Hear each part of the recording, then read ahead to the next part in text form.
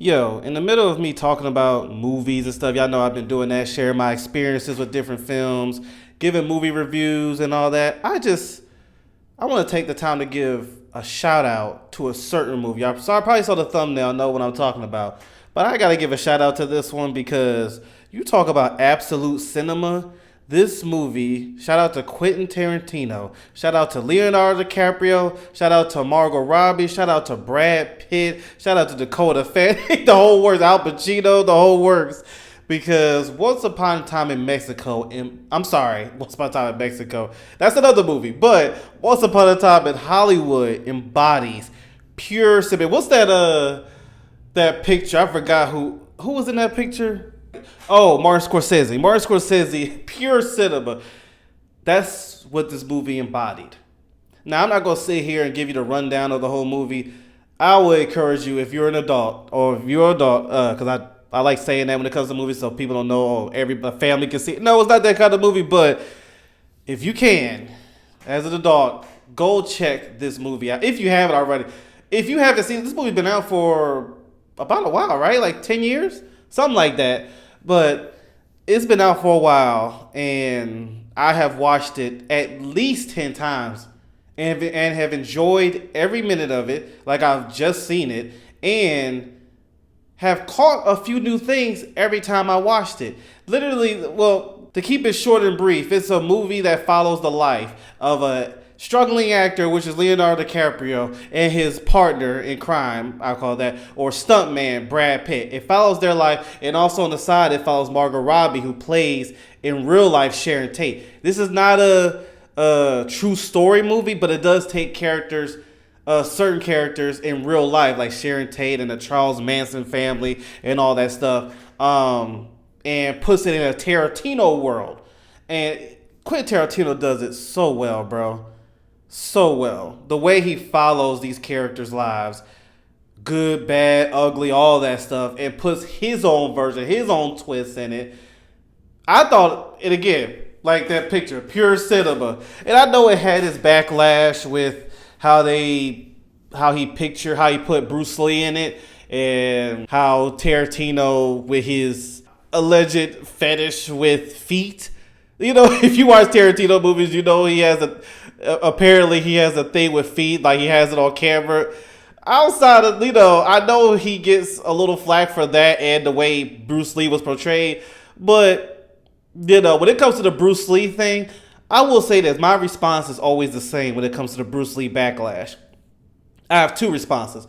One, it's not a true story.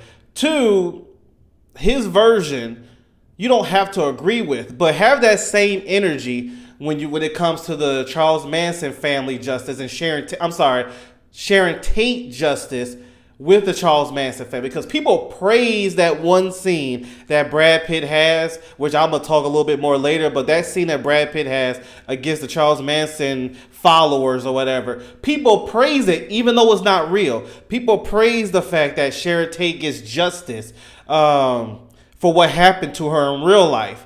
For, like I said, y'all can look that up yourself. But the justice that Sharon Tate and her family gets in that one scene, even though that scene is not real, people praise.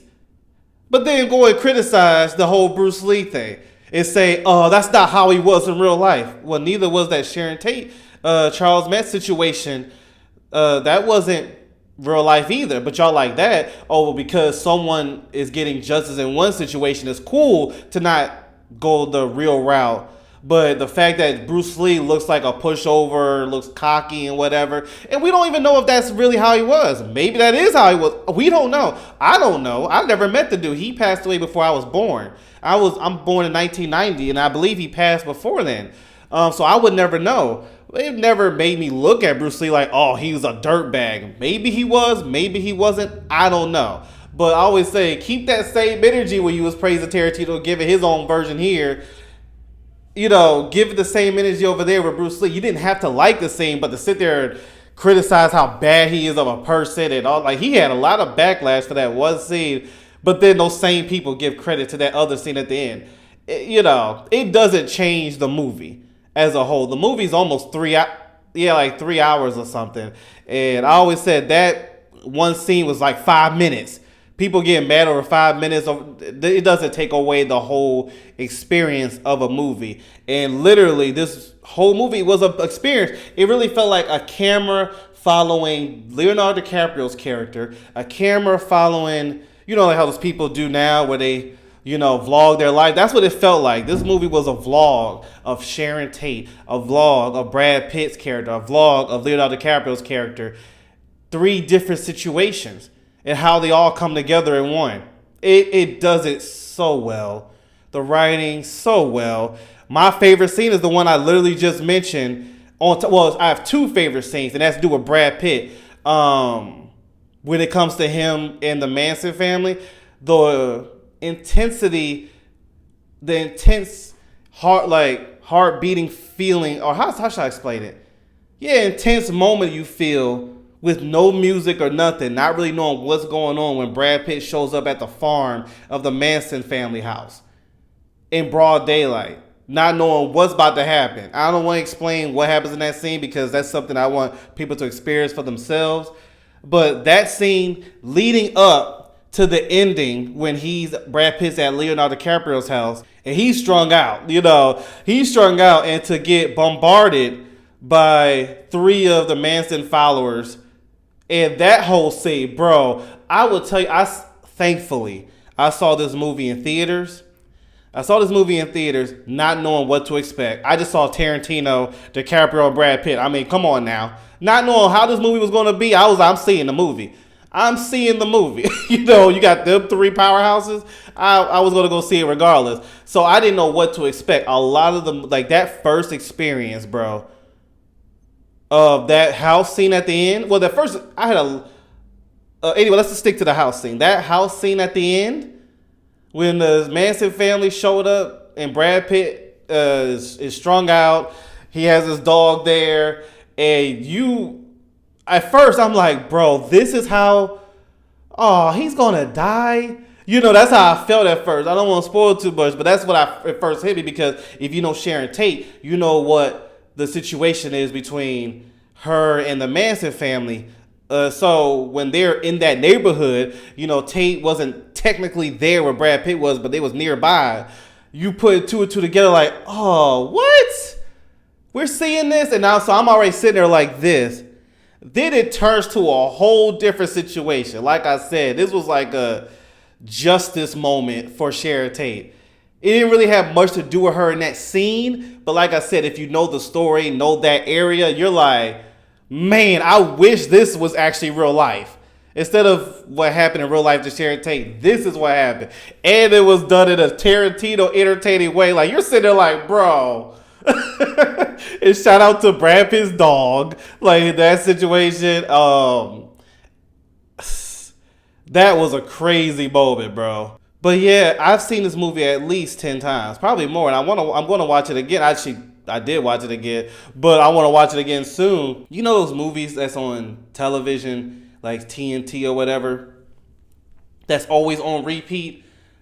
I believe Once Upon a Time in Mexico is going to be, I keep saying Mexico, Once Upon a Time in Hollywood is going to be one of those, if it's not already. I haven't been on TNT in a minute. But I always remember they always had a Lethal Weapon movie on repeat. They always had Goodfellas on repeat. They always had Bad Boys 1 on repeat. Like movies like that is always on repeat. Die Hard, stuff like that. I really believe Once Upon a Time in Hollywood is that kind of movie.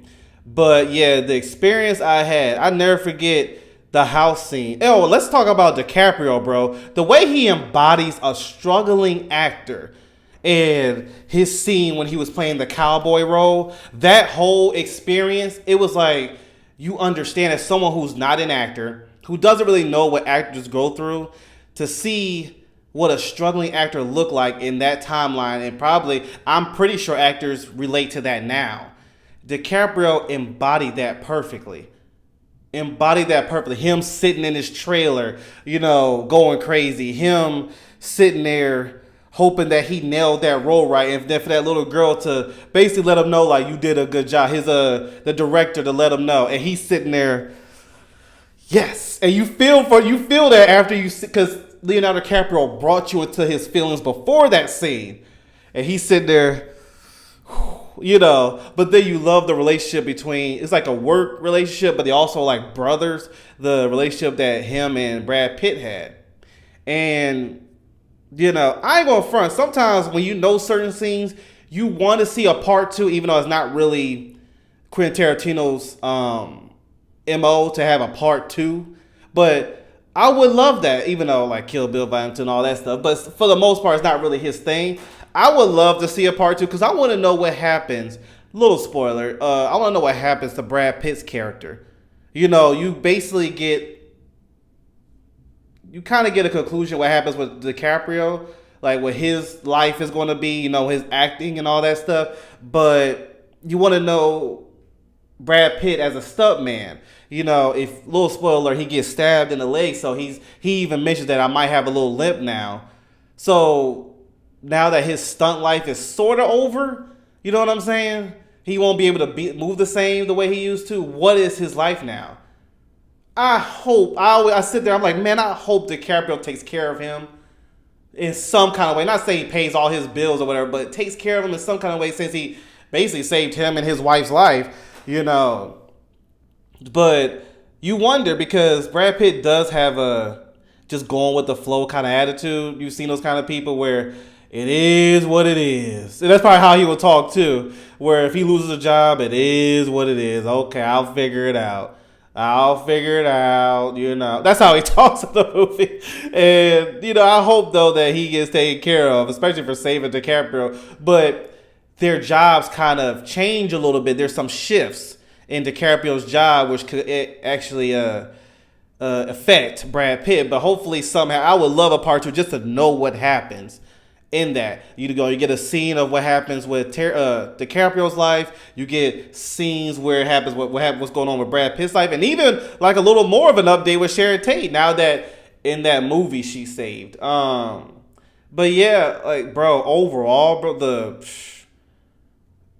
just pure. Again, like that picture, pure cinema. You have to see it for yourself. I don't like spoiling nothing, so let me know if y'all ever just want to have a spoiler talk in my movie conversations. But usually when I talk about these movies, a lot of y'all seen it. And for those who haven't seen it, I believe I give enough for y'all to, be like, let me check this out. Because I'm talking out of a movie fan. Like I'm a fan of a lot of different kind of movies. Rom-com, drama, superhero, action, thriller, horror, whatever. I'm a fan of movie in general. And I expect how I express my feelings toward a movie is enough for people to be interested to see the movie or not if they haven't. But if y'all want more of a breakdown, I have time to do that. I will break down the movie if you want breakdowns of stuff. But yeah, I just needed to give credit to Tarantino for this one. One of my biggest regrets of Tarantino movies is I never had the time to experience a lot of his movies firsthand, as in on release day, because I was too young.